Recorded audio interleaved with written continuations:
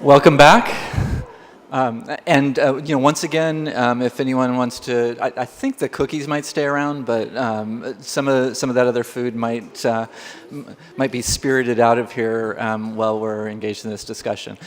For this afternoon, the plan is that the first discussion that we're having right now is about sort of incorporating research into your honors classes. What are strategies that people use? What are things that you're doing? How do people encourage and excite their students about presenting at our honors conference?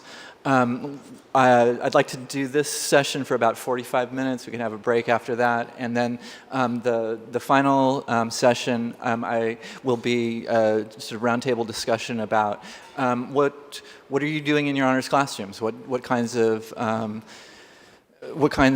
assignments, what kind of activities sort of work for honors? Also, how do you think of honors as different from your other classes? We have instructors with sort of all sorts of different ranges of experience, some newer and a lot of people with a lot of experience, and just to share some of those things will be the purpose of part two. But part one right now. So we're going to start with Joaquin, who's going to give us some background on the research conference, and I'll just let you talk about it. Hi, I'm Joaquin Arias. I'm the UCI conference chair for honors this year. Long Beach City usually has great representation there. So this research conference, many of the students have done these projects in their courses or have some kind of external capstone experience. I don't know if they have that at your colleges or the research projects in the course by themselves. Well, whatever, or you do a summer internship. What happens is you get together with a teacher mentor, put together an abstract, submit it to the conference, and we review them, score them, and then accept, probably, what do you say the acceptance rate is? 70%-ish? Yeah. It's gone down. It's gone down? Yeah. Yeah. Yeah, like 497. Yeah. Well, that's good. More people are interested. and we have presenters throughout all of California, San Diego, LA, Orange County, Bay Area. So they all come down. There's also a similar conference held in the Bay Area by the Bay Honors Consortium. Kind of a hassle to go all the way up there. So we have one in your backyard, UC Irvine. Yes. If you're interested in sending students or you want to encourage students, maybe get a hold of one of the programs. We usually have a stack of programs that we give to the directors and also a stack of abstract books. So your students can publish, right? So they could say, oh, I presented at a conference. They can publish. You can read through the abstracts. So I have a stack of these in the honors room. Students come up. They say, I'm interested in the conference. What do I need to do? It's like, well, you're already doing it. You're taking the honors courses, and here's what the finished products look like. So they go through, they read through the abstract book, and they realize they pretty much have maybe 80% of the work done, and the last 20% is kind of clean it up, right? So a lot of them will bring it to me. I'll review it because I was once one of the reviewers, right? So I'd read through these and score them. There is a rubric online for the poster presentation. You could look through that. For the most part, it'll apply also to orals. Maybe exclude the visual stuff for like the abstracts, right? Because the abstracts are all textual. But just read through that, have the student go through it, hit on those points. And for the most part, that's how we score them. Do you have the poster? So Long Beach City actually did a pretty good job. This year, this was 2 years ago, I think. 2 years ago, yeah. Yeah, they won first and second prize. First prize was $500. So if you want to see what a winning project looks like, come up and read this. Second prize was also pretty good. I think the scoring, well, I was in charge of the scoring that year. And I think they were like 1 or 2 points away from each other. So first and second, good job. So yeah, hopefully we get some of your students apply to this. Does anybody have students that applied to the conference? Hey, all right, good. So it's also a great experience for the mentors and instructors to go to the conference and see what's going on, right? Show up, listen to the presentations, walk through the posters. You could also volunteer to score if you'd like, right? We're always looking for scorers. What we'll probably do is at the next meeting in 2 weeks, contact all the directors to reach out to their faculty, see if anyone's interested in scoring in the conference. So there's a poster session, you walk around, we'll give you a little rubric. Actually, the rubric's online, so you're using the same rubric. Go around, question the students, read through the posters, turn in the scores. There's, I don't know, do we do that with the scholarships? Or that's a different team? Oh. It's a... Oh, all right. And usually to enter the conference, we also look for readers for abstracts because we had 490 something abstracts to read. You don't have to read 490 something abstracts, but the more scores we have, the smaller of a task you have. We try to get about 10 scorers, right, per whatever the group is. So we had about 20 readers, so we divided that in half. But if we had 40 readers, then everybody's reading like maybe 100 abstracts, you know. And the abstracts are only 250 words, so you could probably get through that in a couple hours, right? If you read fast. Just sit down at a coffee shop, pull out your computer, and score. So now to talk about my courses. Oh, yes.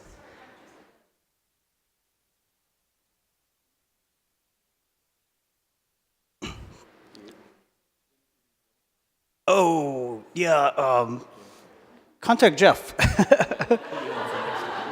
or contact your director. I'm assuming you're from Long Beach? Yes. That's 90% true for most of these people. Yeah. Contact your directors, and then we'll compile a list. Yeah.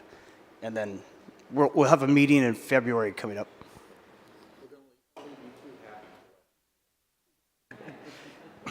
And when it comes to the 400-word abstracts for the publication, Tim's our editor. Would you like to say anything about? Well, I'm not on the 400-word abstract. Oh. That's still Jennifer. Oh, that's still Jennifer. All right, still Jennifer. So if you want to be a reader for the 400-word abstract, And that will be mostly in February. that'll be in February. So Jeff will have the sign up.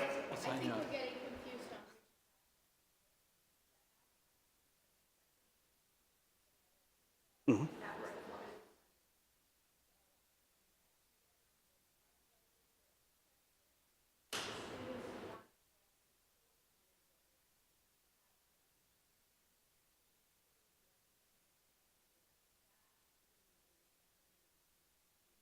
Okay. What does that do? Person in charge is in here. We're missing Jennifer.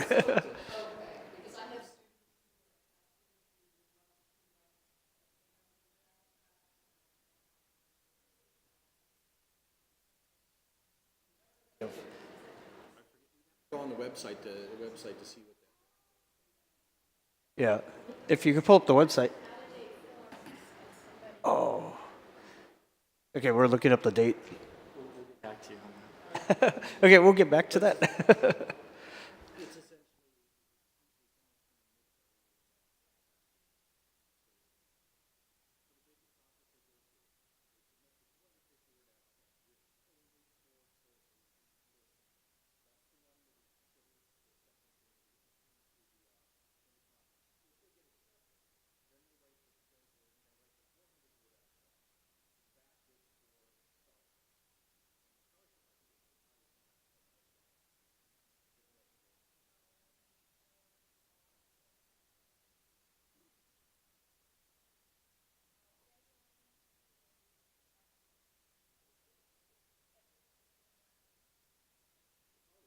Yeah. Date is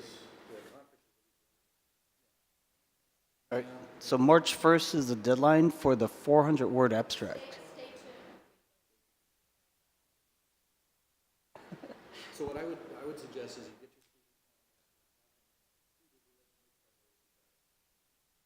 your Yes.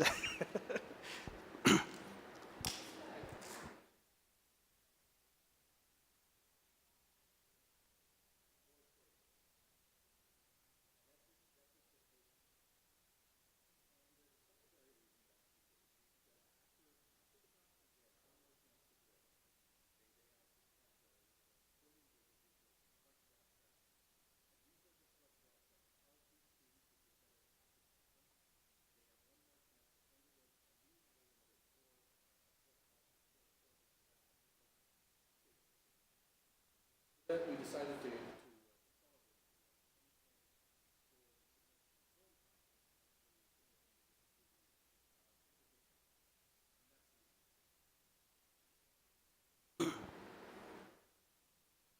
More conference questions? All right, so for my class, oh.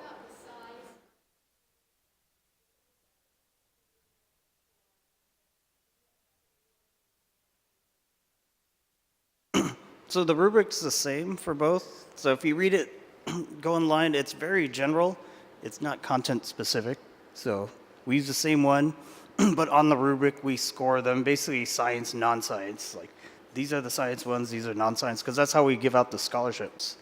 I'm assuming this one is non-science, yeah. And the poster is it's just standard 3x4. If you go to any office supply store or art store, they always have those like collapsible, foldable 3x4s. Just kind of use that as a standard, and that should fit perfect in the ballroom that we do this. All right, so moving on to my courses. Any STEM people here? Oh, wait, any more conference questions? So are you guys good? Most of this information is pretty much online on the website, htcca.org. There's an A in there? There's an A, yeah. If you don't put the A, then yeah, you end up on some other health site or something. So it's htcc.a.org.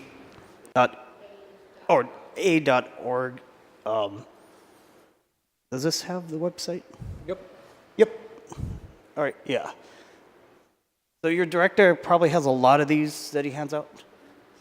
I'm sure you guys got these, right? And there's also the small card version.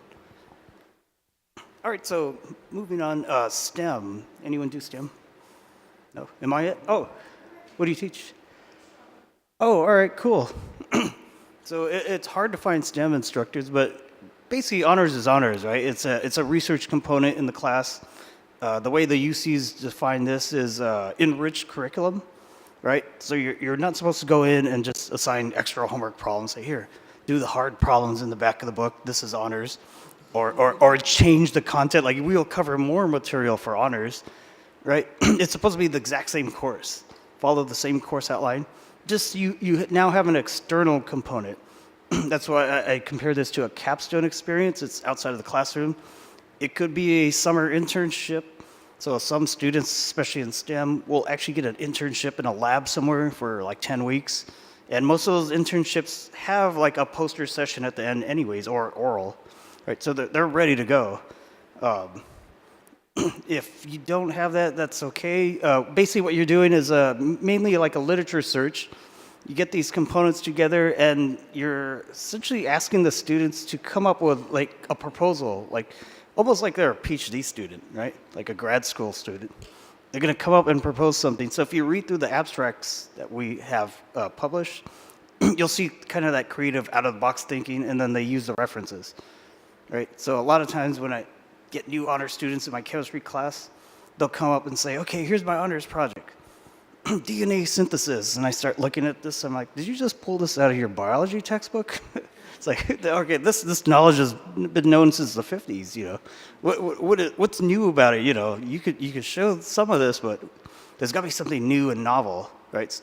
So anyone listening to the presentation should be learning something that they didn't already know. That's probably a good guideline. Any questions on So do you have honors courses, standalone? Do you have combined courses? So our school has both. We have standalone, we have combined courses, and then we have honors by contract, which basically is like a combined course, right? So what I do is I just teach the course like I normally would. Then the honors students meet outside of the course, and then we do external projects, and they have a different set of stuff to do. I usually ask them for the title, almost like they're applying for the conference. Give me the title.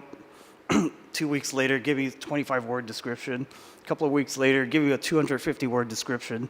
Give me the references, and I'm like, hey, looks good. You want to apply for the conference? And I pull out one of these cards and hand it to them. Most of them are like, oh, no way. If they are afraid, one thing that's really helpful is to send them in as a moderator. I sent some students last year as a moderator. They came out and go, oh, that looked like fun. Maybe I'm going to do it this year. So I'd like to pass the mic off to someone that has prepared documents to talk more about this. So, welcome. I'm passing around the documents on both sides. I'm T.L. Brink. I'm from Crafton Hills College. My primary field is psychology. That's what the PhD is in. But before I got that, I got degrees in history and religious studies. And then after I got the psychology degree, I decided I better make a living. And so I went back to business school and I did management consulting for a while. So being in many different fields, I found that research means different things to different disciplines. Each discipline tends to develop its own algorithm, the one particular way that it does research. I have a colleague in psychology who's very good at Crafton Hills College, and her idea is, well, you find two different scales that people take, and then you correlate them with a Pearson R or an analysis of variance. That's research. That's the method she has for doing research. I'm a little bit more eclectic, and each different discipline has one or two ways that they're very good at. So what I'm going to recommend here is less of an algorithm and more of a heuristic to how to approach this topic of research. I must say, I think we are doing it very well now at Crafton Hills College, thanks to our great honors coordinator, Judy Cannon. So a lot of the things I'm talking about here, she has put in place just over the last, year and a half? So this is new, but it works. So one of the things that we do at the beginning of a semester, and I think the next one is going to be February the 8th, is we have a brainstorming session. The best way to describe this, it's something between speed dating and Shark Tank. Students come in and they've got an idea of something they're excited with. And then at tables like this, there are one or two professors or advanced students. And the student with the idea says, I'm really interested in homophobia and what it might be related to. And then we'll say, we'll come up with a series of questions about where the student's expertise might be in terms of research methods, what disciplinary expertise the student might have, and then we'll suggest something a little bit more focused. Now, to make this really work, it really helps to have faculty with different disciplines. And one of the departments that is the most enthusiastic about this and is going to have many of their part-timers there is the art department. And they've got quite a different perspective on things than the social sciences and the STEM fields. We also find that some of our most innovative suggestions on how to do research comes from our professor of emergency medicine, Jim Holbrook. And we have simulation center that the paramedics and the EMTs use. So he's got all kinds of ideas about doing different kinds of research. We also like to include librarians so that the secondary aspect of research, looking it up on the internet, looking it up in academic journals and traditional library books, that end can be covered as well. So this is truly an interdisciplinary research team that helps the student. What I like to do for students, especially those in my research class, is to give them templates for all kinds of things. Like the proposal you're going to write in my class, you've got to answer these 5 big questions. Here's an example, let's see what you can do. And I've given you a link there for my templates, and also the templates I use for the traditional psychology paper based upon quantitative research. But once again, let me emphasize that I appreciate a variety of research methods. I'm really known within the psychology field more for my qualitative methodologies than for my strictly quantitative methodologies. I push the students to consider conferences, not just HTCC, which is an excellent conference. I encourage all of you to send your students there. But it's only once a year. I wish you could have one every month. Seriously. That's what I try to push my students to go. For example, at the end of March, where's our sociologist? Didn't we have a sociologist here earlier? She left. Well, she's obviously going to prepare for the Pacific Sociological Association Convention, which is meeting here in Long Beach at the end of March. We have some students going to that. So I also send my students psychology conferences, Society for the Scientific Study of Religion, a few international conferences like Mexican Psychological Association, Inter-American Psychological Association. Last Saturday, I had 2 students doing poster presentations in Claremont at the Western Positive Psychology Association. The students were doing case studies. And we had psychologists there from Penn State and from Germany who were very impressed with some of the things that the students were doing. So we encourage students to consider these possibilities. We also sent 2 students to the annual Biomedical Research Conference for minority students.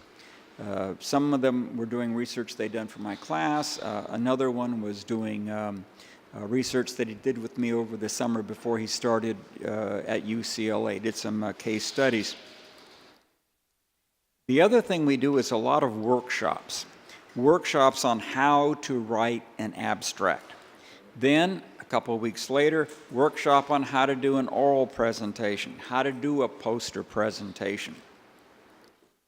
The contacts that the students make in that initial brainstorming session turn out to be enduring. So I teach almost exclusively online. So when students come to my office, the first question I used to ask was, well, you must be one of my students. Which of my many online classes are you in? Because otherwise they would just say, I'm one of your online students. Yeah, but which class? But now I have to ask something different. Are you one of my students? Or are you just here for help on your research? Because almost half of the students that have seen me so far this semester are not my students. They're not involved in any class that I have. But they have sought me out based upon their interest in doing some kind of research. And similarly, psychology students will go and see Jim Holbrook in emergency medicine, or they might go see our anthropology person if they're interested in Guatemalan communities or something like that. And it's this kind of a collegial basis we have with our faculty where we can just hand off one to another that is very fulfilling and very useful for the students. And if you want to see any more about my formal research methods class, just go ahead and you can see the whole class there on a Google site. And if you want a free textbook on social science research methods. I have one at Berkeley Electronic Press. And I'll be seeing some of you in a couple of weeks, I think. There's going to be a coordination of open educational resources, OER. And I think that ties in very nicely to some of the kinds of research we're trying to stimulate our students to do. Well, that's all I had to say, and hopefully we're going to have a lot of good questions that we can all expand on and share our various perspectives of knowledge. Just before we get started on that, I'm really curious about hearing just a little bit more about your brainstorming sessions. Okay. Just about how that works, and then. Well, I pretty much said the way it looks to me. Judy, did you want to?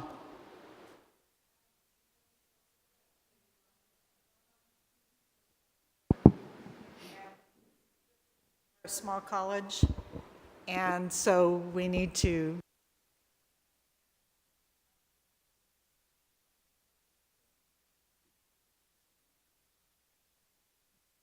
I'll give her mine.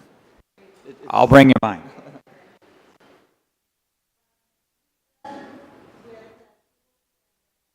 Here we go.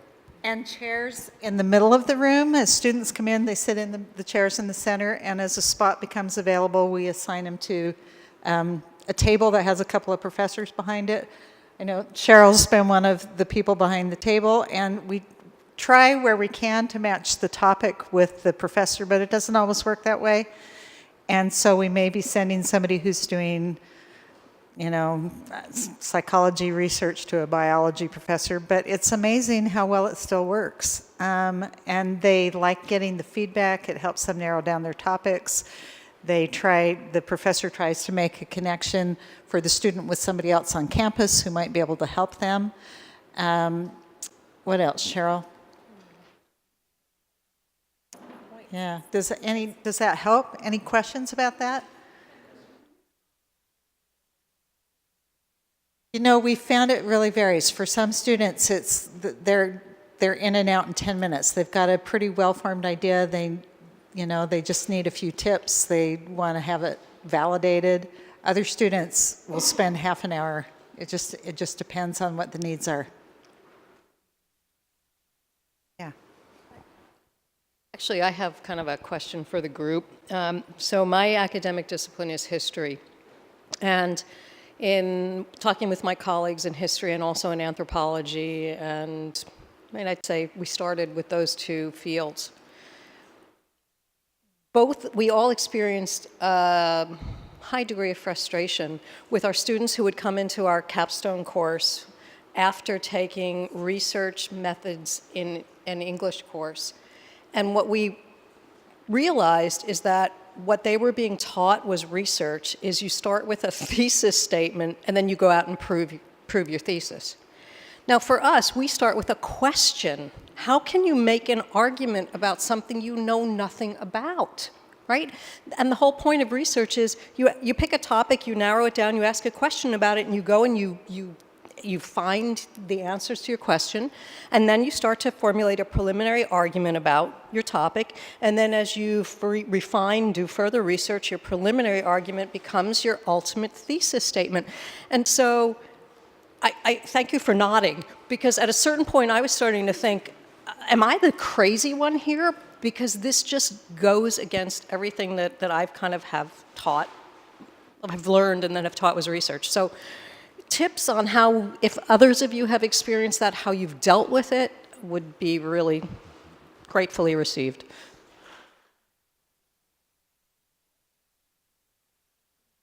Well, I agree totally with you.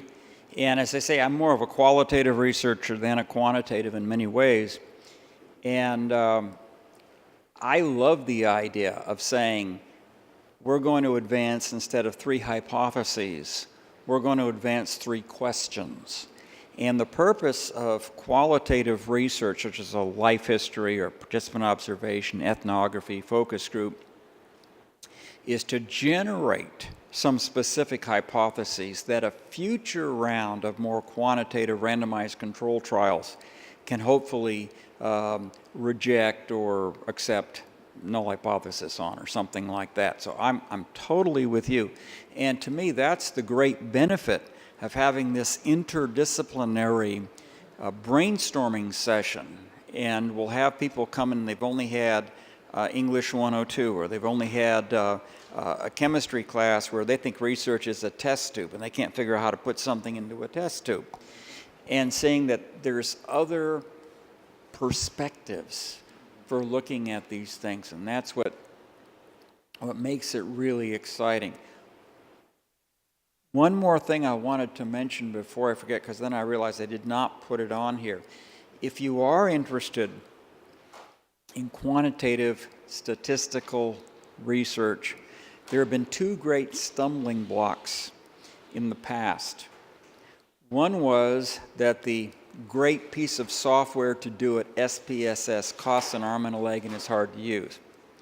The second great stumbling block is this whole notion of classic null hypothesis testing, of reject, cannot yet reject the null hypothesis, which doesn't make sense to a lot of students even after they've taken this DAT class.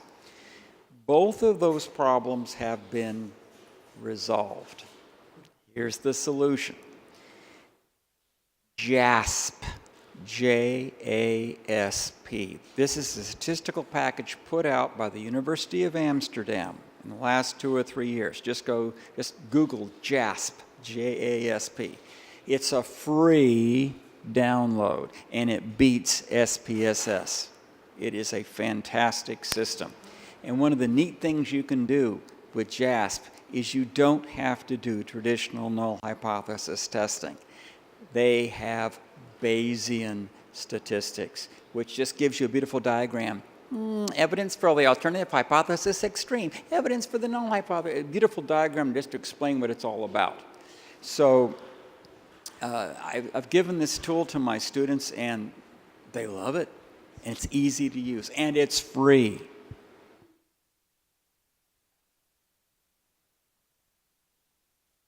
Other questions, comments? So I have what I think to be the silver bullet answer to the question you posed, and I always get that in my classes of the students making these arguments and telling just so stories. And what I found to help a lot is to ask them to sit down and explain what would convince them that they're wrong. So they have their argument that they want to make, and I say, okay, well, what evidence would convince you that you're wrong? And ask them to write about that. Go back and forth.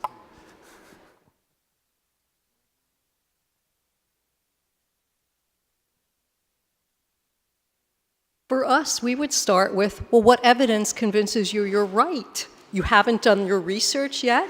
Is there any evidence that the Boxer Rebellion was caused by poverty, as a student tried to argue once, right? So the question would be, what were the causes of the Boxer Rebellion? Go out and find them. Next step might be, as I evaluate all the causes, is one more stronger than another? Can I make an argument that this was the dominant cause? If not, okay, right? But that kind of, the start with just with a question, what do you want to know about a topic you know nothing about, right? One thing kind of, and I'm taking inspiration from what you guys are doing, because we started to have a conversation at Saddleback, a cross-disciplinary conversation about how do we define research, right? And research, what is it? And so far we've got history, anthropology, psychology, philosophy, and English, and we're thinking about bio, and she's in bio, right? And bio, all to kind of say, well, what the people in the sciences call a hypothesis, we in the social sciences might call a research question. It's the same thing, right? So maybe next time I can come back and report on what we did, but yeah.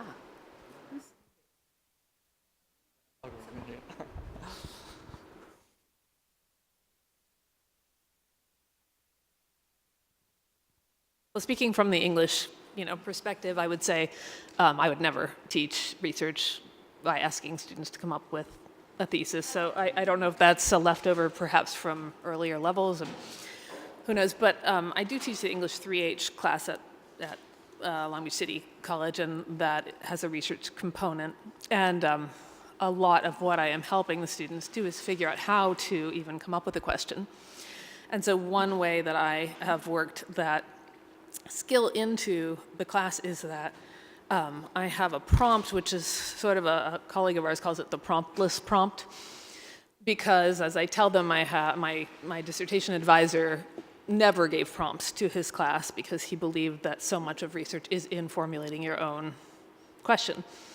And so I give them a prompt that asks them to come up with a question springing from one of the texts with which we have dealt in class.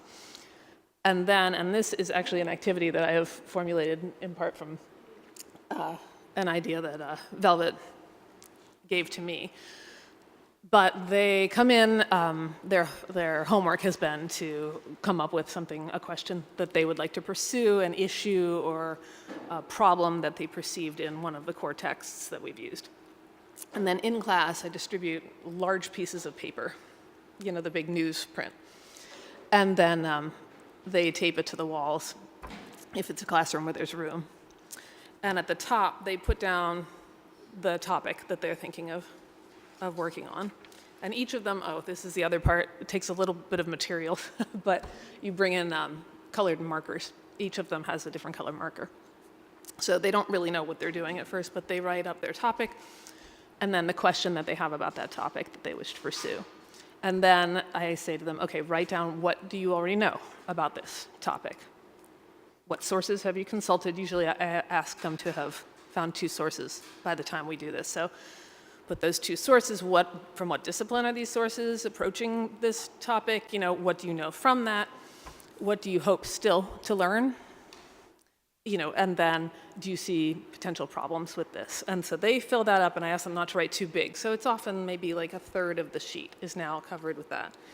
And then they circulate throughout the class, and for every single poster, someone else's, they have to ask an additional question and asterisk what they find most interesting or compelling about the original idea. And then as more and more people add, you can see the different colors show there are different approaches to the topic, and they can asterisk things that other people have suggested. Then we come back together, they look at the feedback, and their next research is supposed to take into account the criticism or the suggestions that they've received. And this is just, I'm trying to model that sense that this is an inquiry rather than that you start out with an argument, which you then just fill in the things. So interestingly, at the end of the semester, this is often the activity that the students say was most helpful. They love it. And so I imagine that's a kind of thing that could be adapted to many different disciplines if you have time in class to devote to that idea of, like, how do you even start research? So for what that's worth.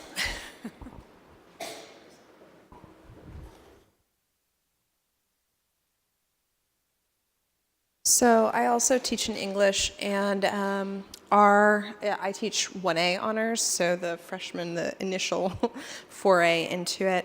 And the research component is required of regular 1As and of honors 1As. And the way that I address the making sure that they get to a question is actually built into the assignment itself. Not only, obviously, do I require that they submit a research question as part of their proposal, but the overarching umbrella that their topic needs to fit into is a contemporary issue or debate or controversy within a field they hope to join. And that's the key piece, you know, and there are a lot of different directions they can take it. I've seen students look at controversies at specific universities that they hope to transfer to, or, you know, in foreign aid to developing countries because they want to do missionary work with their church. It can be lots of different types of communities.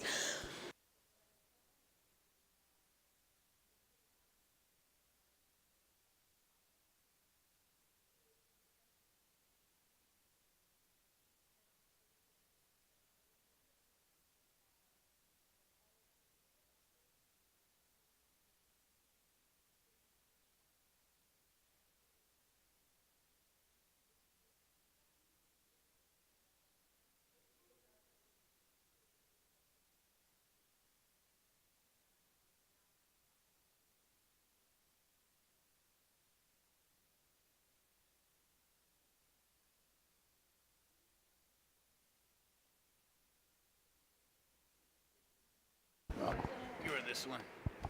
I think the power's done. Oh, okay. I'll try this. Oh.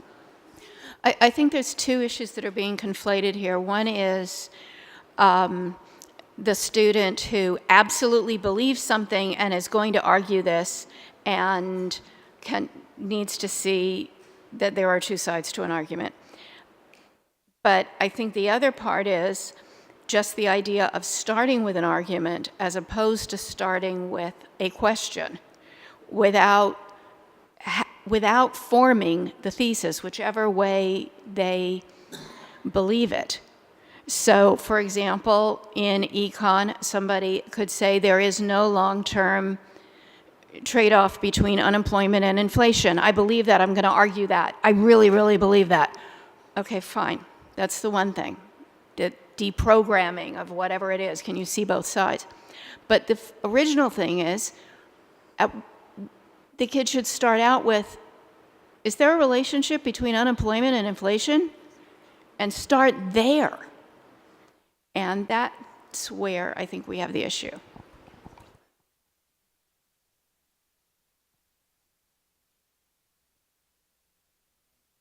Sorry.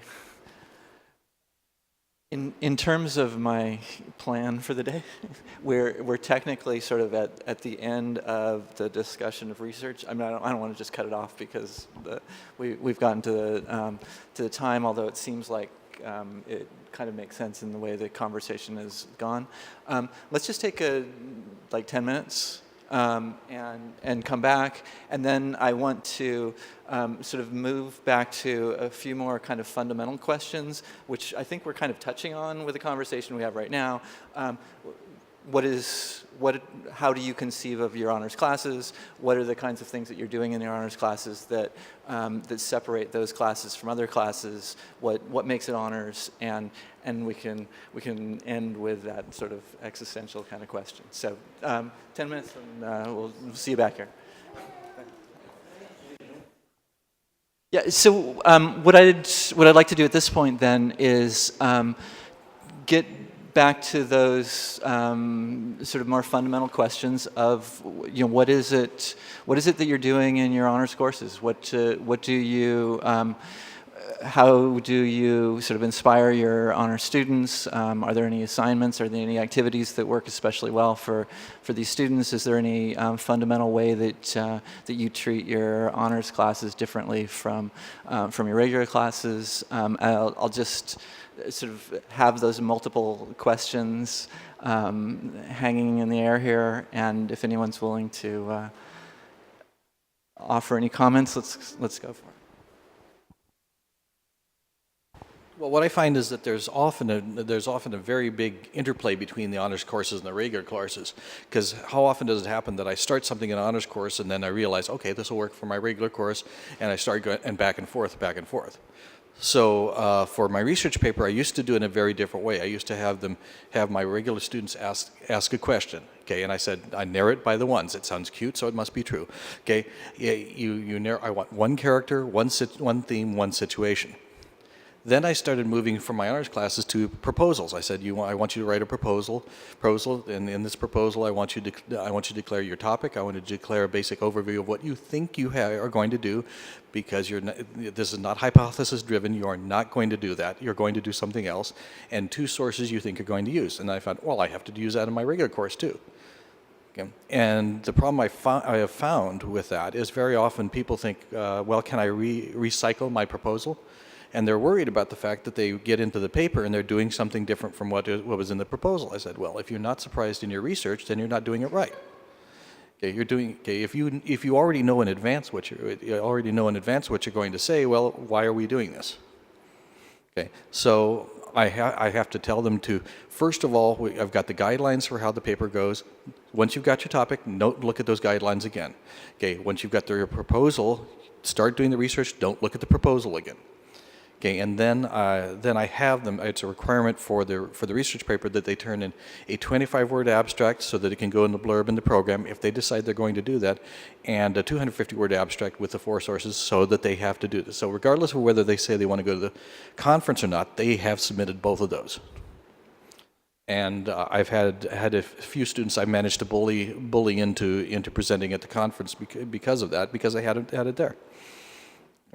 Okay, so aside from that, it's just I want to stress on my students that research is always discovery, surprise, okay, and frustration. Okay, that's the natural thing. I mean, it's a metaphor for life. So what are you going to have? Okay.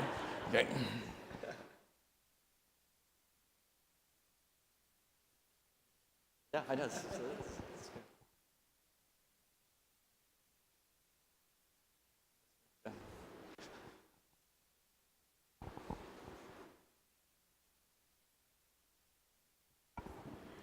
One of the things I tried on a whim a few years ago, and I've done every semester since in my Honors English 1 class, is I assign, towards the beginning of the semester, I assign my students a project that they're going to do by the end of the semester. And what they need to do is they need to get into groups of their own choosing, and they need to pick a topic of their own choosing about which they want to engage the rest of the class in a discussion.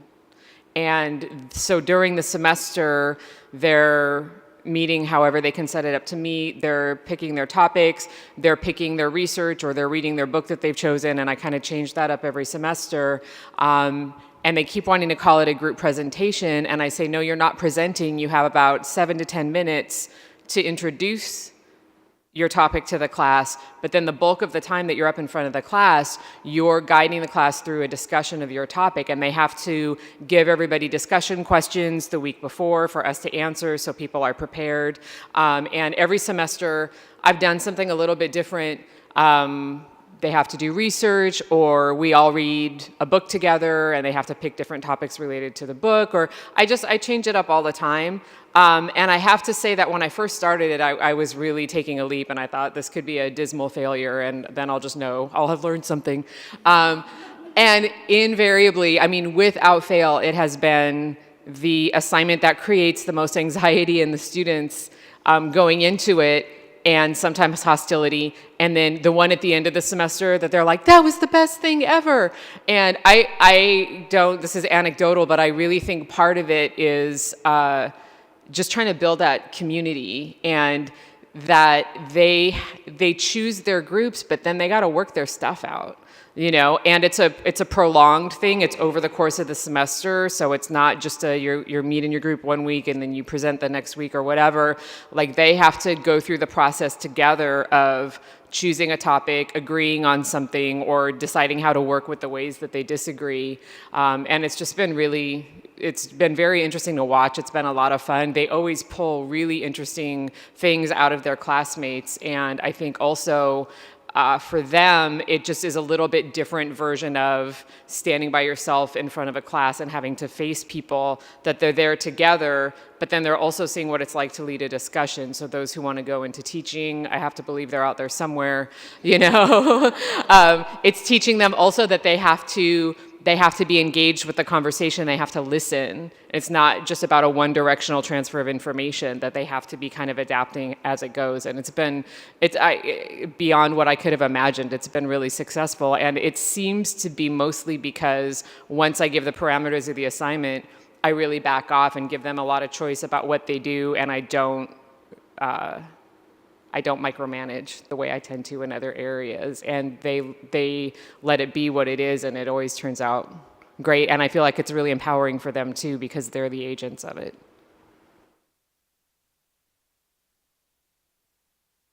Oh, sure.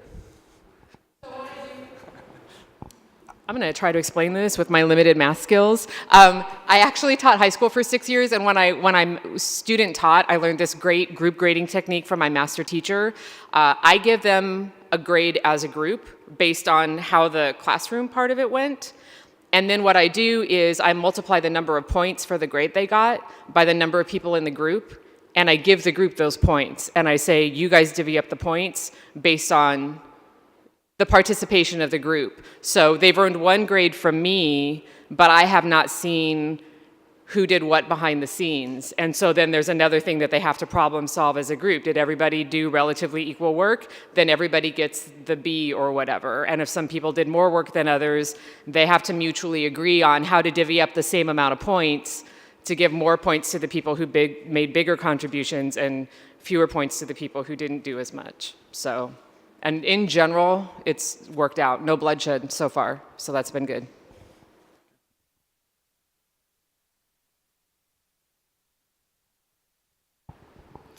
I just heard from one of our English professors this week about kind of a similar project where we have stacked classes, so a regular class with 1 to 5 honor students in it. And she has 5 honor students in her class this semester, and she is having them create a podcast based on the book that, one of the books that they're reading, and they have to each bring in a piece of research in their discussion of the book in the podcast.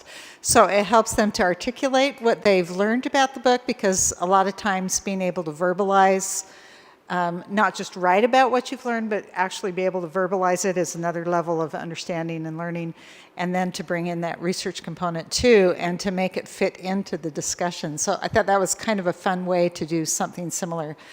And then just one other thing that I was doing in an English class is I would take a topic and we would talk about things that they felt strongly about. They would choose something they felt strongly about, and then they would have to write a paper split between pro and con on that topic. And if I could tell which side they were on, they failed. Okay, so they had to give equal time to the other side, and that was a really interesting exercise for them. So here would be an ethical dilemma for me with that kind of assignment. The student that says the Holocaust is a hoax, never occurred, right? There are some things, right, you simply cannot, there is no other side, right? It either was or it was not, right? So, yeah. I agree. I wouldn't have approved that topic. This may be a related thing that we come back to, but as one of the readers of the abstracts, there were a tremendous number of submissions that were really policy arguments rather than research projects. And those are not going to be as successful going forward at HTCC, and that might be something that you might want to tweak your students around. No matter how eloquently you can argue for and against a political position, that's not research.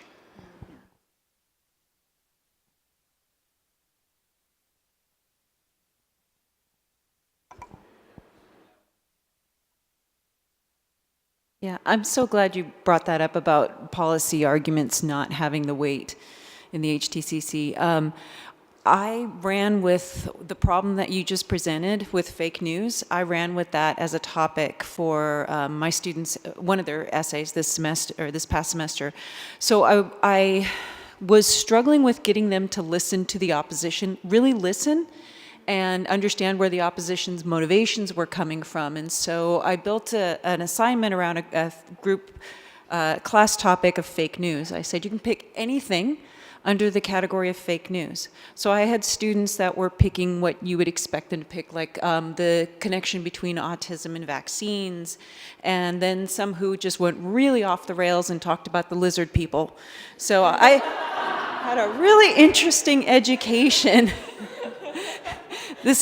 I teach argument as well here at Long Beach. And so I just said, okay, I'm just going to put my head down and have blind faith that they're going to do some good work here. But one thing that I'm very fortunate in that I have a brilliant office mate who shares some great ideas with me. And thank you, Jennifer. One thing that she does in her honors class is she forces the students to share their stances with another student kind of blindly and get some feedback. So I built on her practice and I said, what you have to do is write down your stance on this issue and then pass it to the person to your left. The person on the left has to look at that and play devil's advocate. So what is the opposition going to say to this? So they had to go back and forth, and you have to respond to what that person has to say. And my whole point was, you really have to let go of some of your prejudices and listen to the motivation of the opposition rather than just what their factual argument is or their non-factual argument is. So get beneath the bravado, the bluster, and unpack what it is that they're really feeling. And what it forced students to do was to shift their position just a little bit, maybe 30 degrees, and start to understand, you know, if they've got friends who are choosing not to vaccinate their kids rather than say, oh, they're crazy, we're not going to let their kids play here, understand where that fear is coming from, and maybe we can come to a better understanding in general and move past some of the rancor that we're feeling politically right now, which is pushing us further away from each other.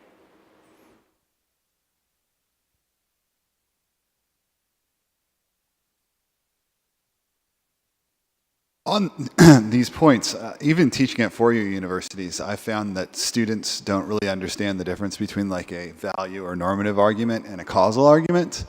And I just took it for granted when I first started teaching. You just can assume that they'll understand you're talking about causality or talking. Now I just spend many class periods talking about. I use causal arrows. I just say we're talking about causality here. We're talking about outcomes that we want. So when we're talking about like the things we want to accomplish, somebody's values and why, whatever choices they make about vaccines or climate change or whatever the issue may be, like why we want to get that thing, but then the other question of how we get it. And I can't claim to have mastered it yet, but I feel it makes a great deal of progress in terms of the students' abilities to write the type of abstracts you're talking about when you kind of point out to them, this is a different type of thinking, especially in sort of social sciences versus what might be going on in a humanities class where you might be talking about, you know, what kind of society do we want to have? What type of causal relationships might produce that outcome? So in any case, I guess my sort of observation is being very explicit with the students, and I'm sure that English classes are all about this, except when you then take it into the applied classroom, it doesn't hurt to remind them that there are different types of arguments, and causal arguments are very different than value-based arguments.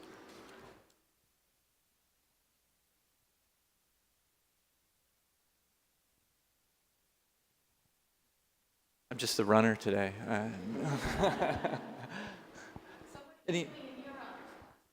Well, actually, when I was thinking about this, I knew I was going to ask this question to other people, and so one of the things that I have been saying at the beginning of my honors classes for the last couple of years has been that as honors students, you have certain responsibilities. By entering into this program, there are various things that we're giving to you. There are various benefits that you have, but then you also have responsibilities. You have to take honors classes. You have to do your work in those honors classes. But the other thing I say is that you also have to find a way to be interested in whatever you're doing in any one of these classes that you're in. I'm teaching an English class, and so I'm teaching you different skills, and I'm giving you different readings and different topics that you're going to be looking at, and I'm giving you a number of topics that I'm interested in, and that I think that there are places that you can be interested. But that one of the challenges of sort of being an honor student is figuring out, well, where is it that I am interested?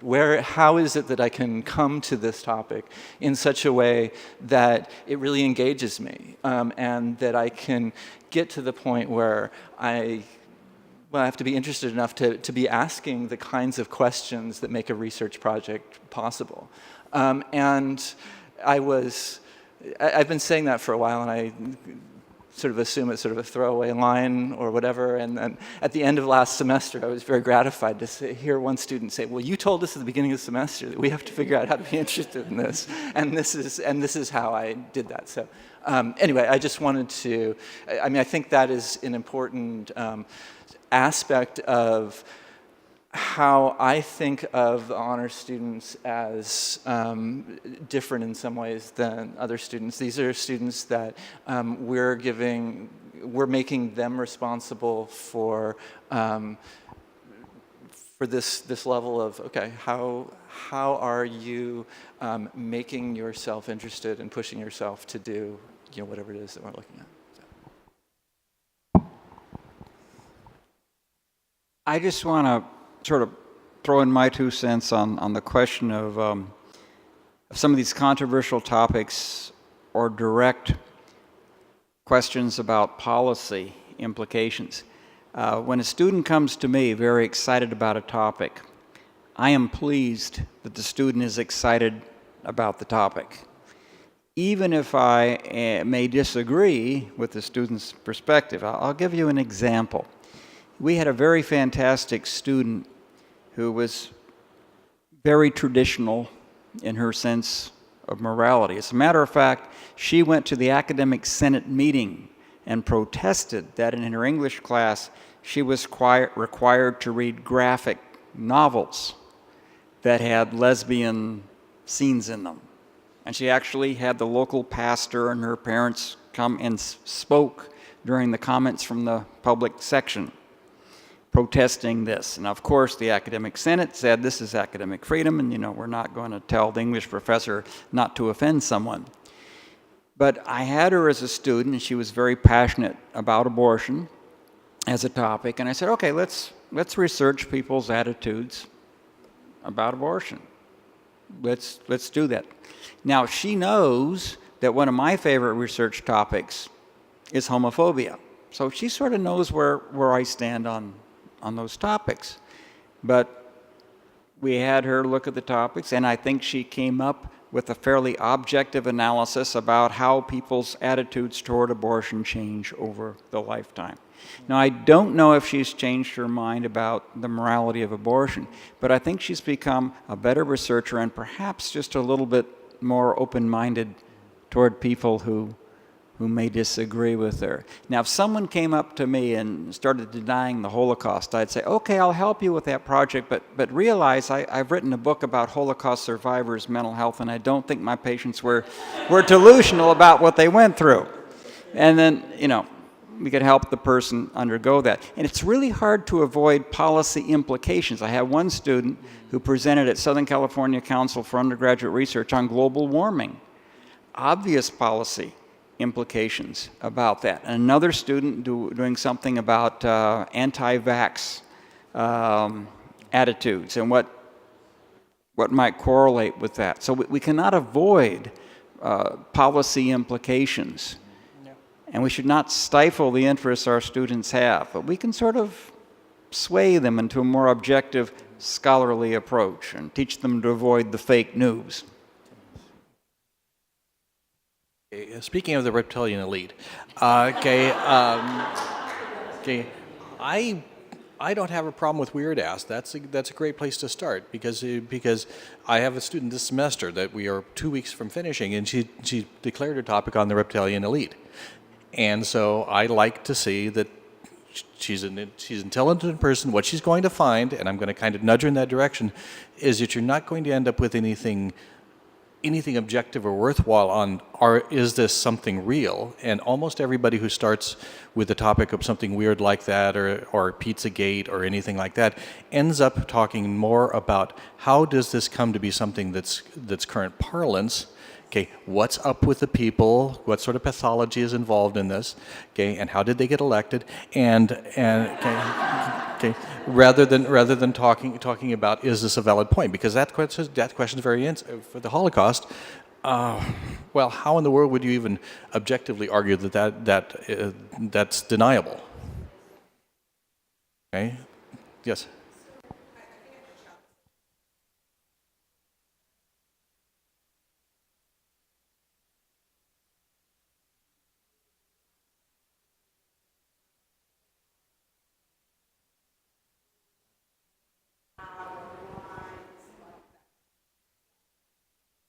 So for instance, here's how we could take the Holocaust denier and say, okay, here's your question. Why do some people argue that the Holocaust was a hoax?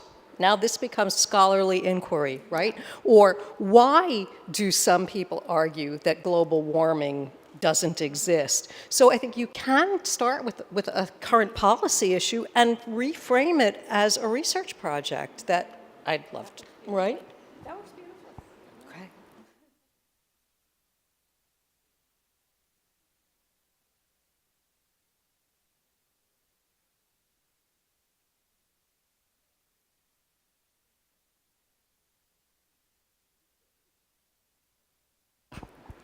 And one more thing about religious positions on abortion. I teach gender studies, and until I started looking at this, I did not know that up until the mid-1800s, really prior to the formation of the American Medical Association, both church and state supported abortion within the first, until quickening, right? Until you could feel fetal movement, so until basically the first trimester.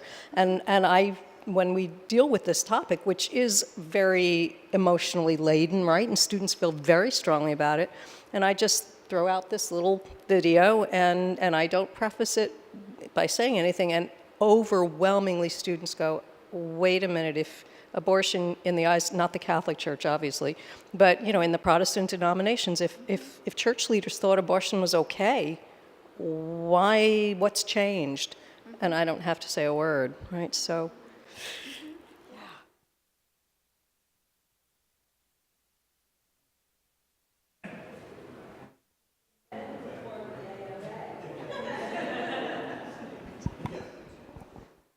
I think one of the problems I have, I teach a general bio honors course, and so it's not the majors bio. I cover everything from subcellular structures to the biosphere.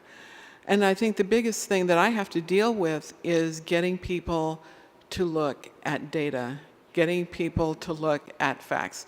I don't care about discussions, I don't care what you think about them, but you have to look at data first. You have to be able to observe it, you have to be able to measure it.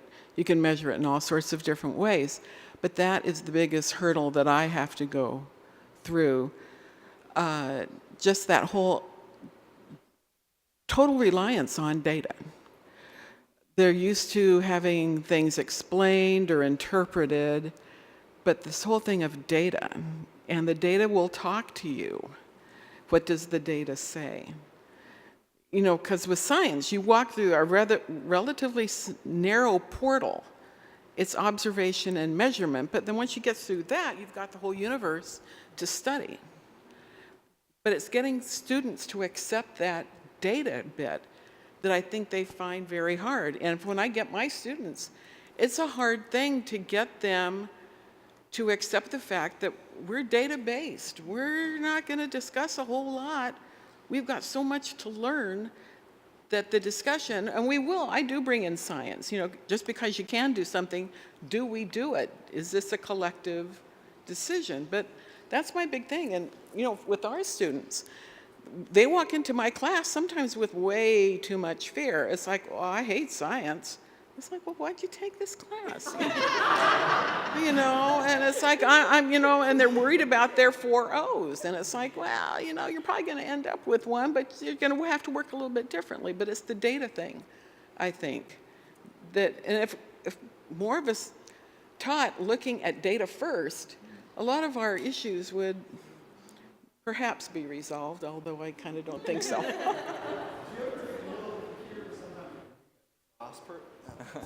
Do you ever feel we're sometimes working at a cross purpose here, in the sense that if you want to get 40 students at a community college talking, ask them to tell you what they think, ask them to judge something, ask them to put their opinion out. And so I think most of us do that every day because that's the way you get 40 people talking. You ask 40 people to interpret some data or think analytically about something, and you know, you're lucky if you get 1 or 2, even probably among honor students. So, you know, in a certain sense, I feel like they're being and maybe rightly, to keep student engagement up, rightly being reinforced on a daily basis in terms of that's the way you engage information, you put your opinion out there and so on and so forth. But really a good education is doing what you're talking about. But when you teach the sciences, you're not worried about opinion. Oh, no, I know, but it's sort of their interpretation of what it means to be scholarly on a daily basis.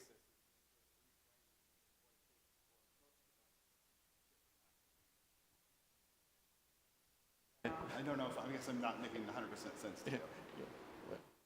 Well, we always get into the discussion. In fact, I usually bring it up, is that you can study anything, but there's a real difference between doing a scientific study and other types of studies. They're both valid, but you can't call something that has a lot of, say, like religion in it, you can't call it science. Yeah.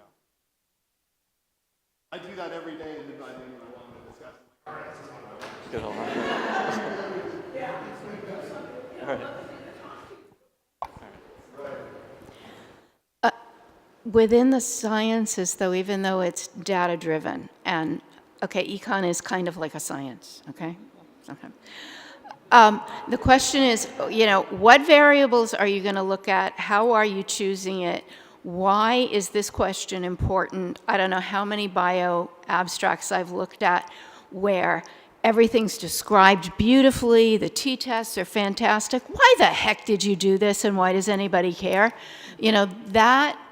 That has to be there too, that there's a responsibility. I was talking about the bioethics of choosing what you're going to spend your intellectual energy on.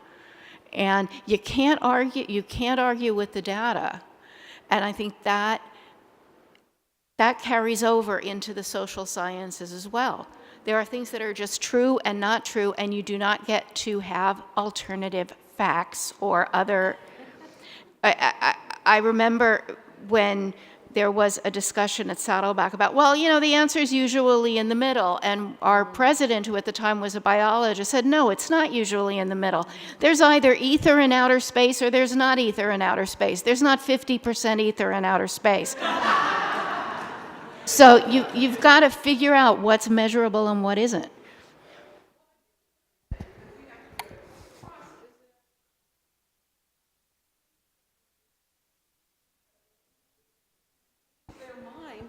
Based on new information.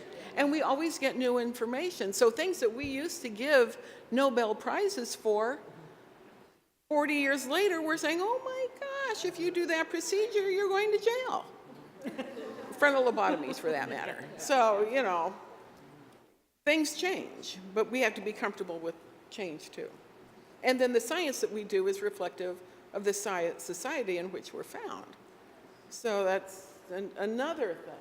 So but I know a lot of my students have this issue with, that science class is just another set of stories. And it's like, no, it's not. There's something behind there.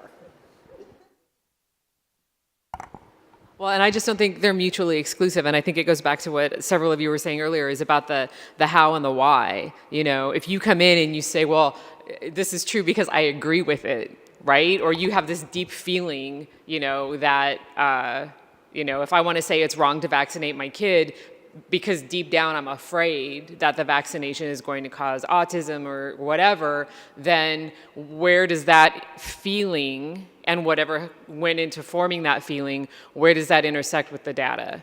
What is the data and the research saying about that? And when it's saying something completely different, now I have a really interesting investigation, if I can be open-minded enough to pursue it, which is, how did this entire other culture come up of people who take feelings for facts and don't take what other people present as facts without investigating it themselves?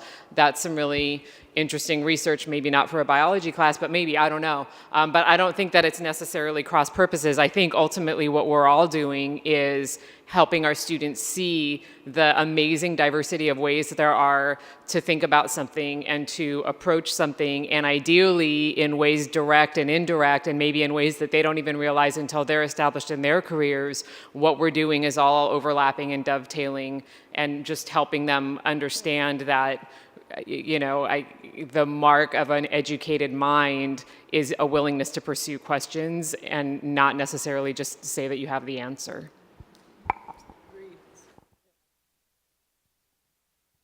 All right, I'm going to shift gears over to art history. So very little science. I'm not worried about data, just all opinion. I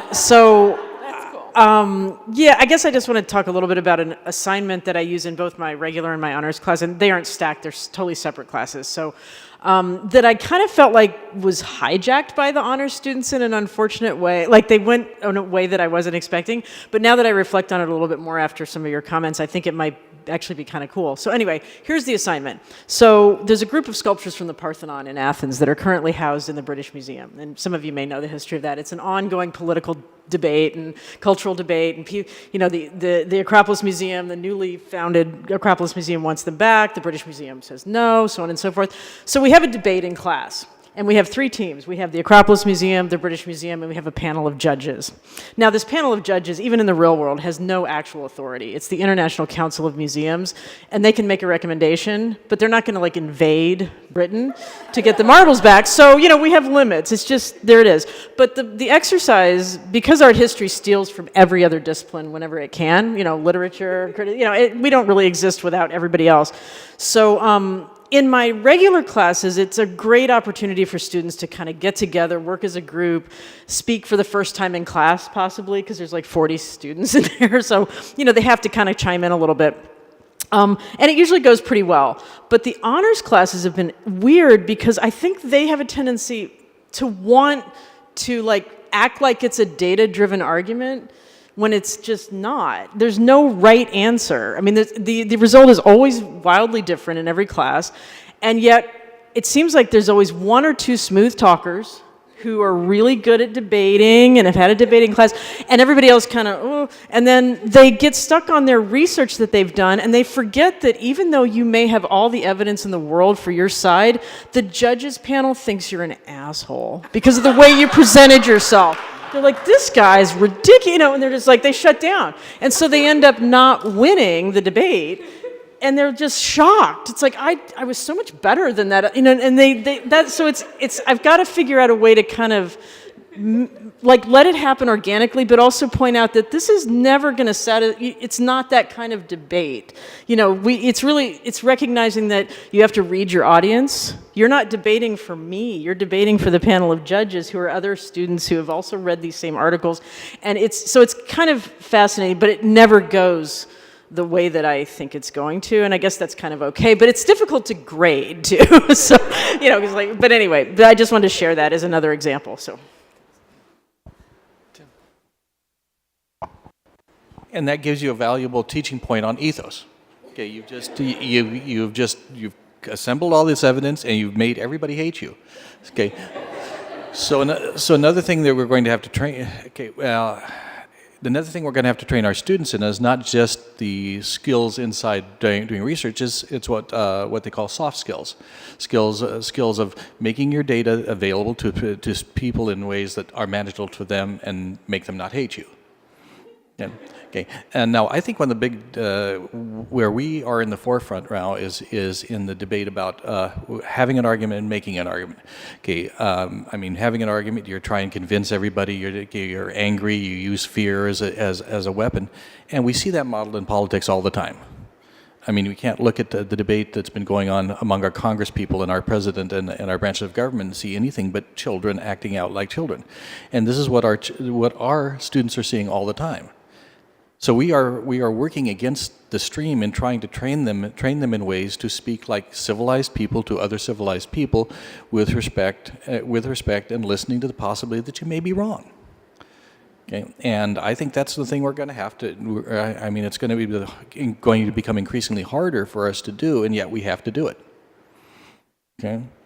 So I think all the exercises you guys are talking about are things that help us in this. For example, if you have to find out one main point you find from somebody else's research that's a takeaway, that's something you've learned from that, and that's something that has forced you to listen to somebody, and something that's made you a bit better. If we consider all these weird theories, then we have to actually think them, and we come to our conclusions about them. We've had to listen outside of our comfort zone. Hero talked earlier about being outside of our comfort zones. Well, academics is a place where we can constructively be uncomfortable.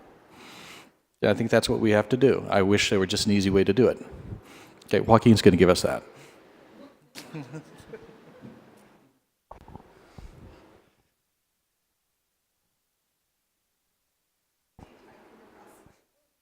Wendy. So I'm wondering what would happen if at the end of the debate, the judges had a rubric that included likability, and the presenter both got to see how their likability ranking impacted whether or not they won, but then also the judges would have to acknowledge their own bias in that. That could make for a really interesting discussion in the next class.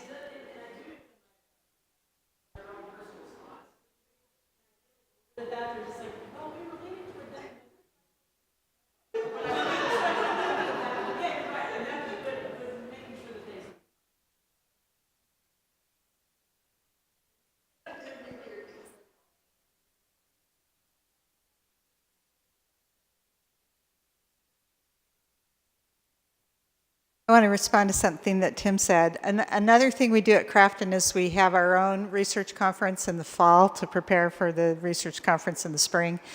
And one of the things that we did this past fall was we invited faculty to present as well.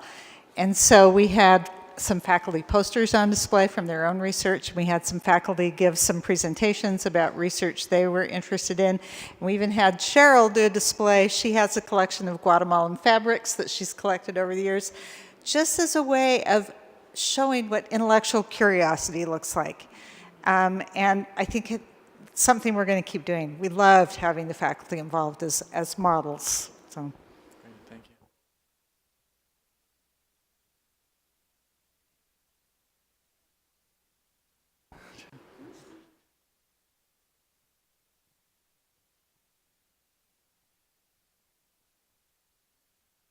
So I think the scientific perspective is very much socialized. Like, people don't come to the table with like a scientific worldview.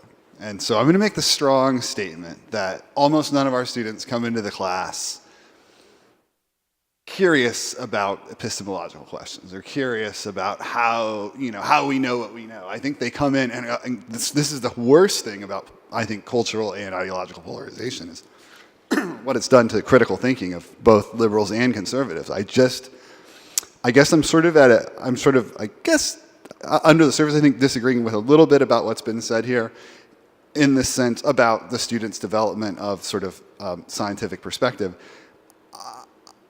I think that more needs to be done, and I needed to do this, but more needs to be done to take seriously the idea that nobody's showing up in our classroom curious about how epistemology works, curious about, like, we have to socialize students to think in scientific terms, and what they're getting in their Twitter and their Facebook are very strongly held value positions that they want to argue for. I think when they show up in that English class, or they show up in my poli-sci class, they want rhetorical methods for learning how to like make that argument stick and show other people why they're wrong. They're not open-minded. So anyhow, scientific perspective is socialized. As a process. So when I first started teaching science, I was very concerned about everybody knowing all the steps of photosynthesis. Well, I got rid of that pretty soon. But now it's the process and the whole thing that science knowledge evolves with time.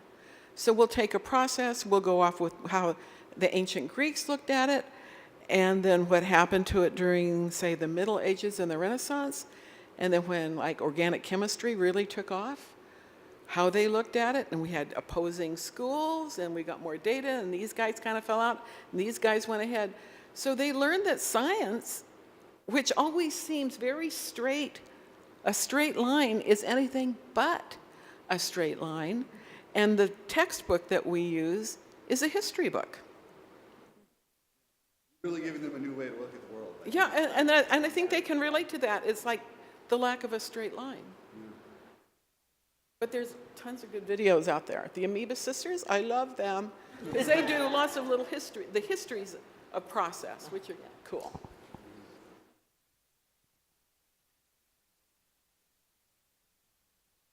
All right. I'm the microphone guy and the clock watcher and all that kind of stuff.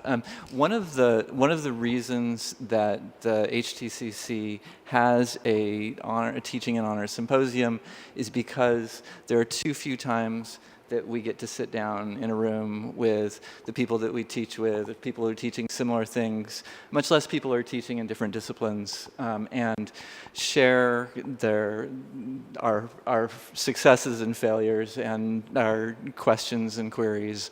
And I just wanted to thank everyone for being in this room today and sort of being part of this discussion. And I think if all goes well, there's going to be a version of this that we'll post online and make available to all other HTCC people who couldn't be here today. But I just want to thank you for being here today and having a sort of a nice day of talking about teaching. So thank you for being here.